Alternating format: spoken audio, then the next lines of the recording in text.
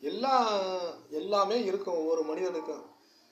சொல்லுவாங்க, இந்த கூத்தாடிகள்லாம் சொல்லுவாங்க, கஷ்டப்படாமல் எதுவும் கிடைக்காது.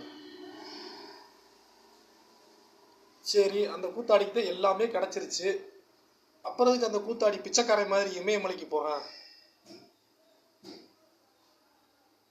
எதுக்கியா நீ இமயமலைக்கு போற? உன்கிட்ட தான் எல்லாமே இருக்குல்ல.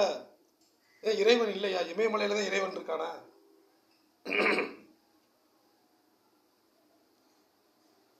ஏழைகளின் வறுமையில் இறைவன் இருக்கிறான்.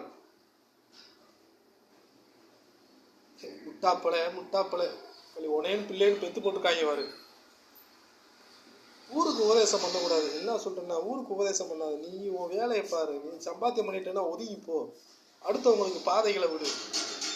கிழவனாகி சாக போற கிழவனா இருக்க, இன்னும் ஹீரோவா நடிச்சுக்கிட்டு நடக்குது. அசிங்கமா இல்லை உனக்கு? கேவலமா இல்லை? சரி, எப்படி நடிச்சுட்டு போய் தொலை.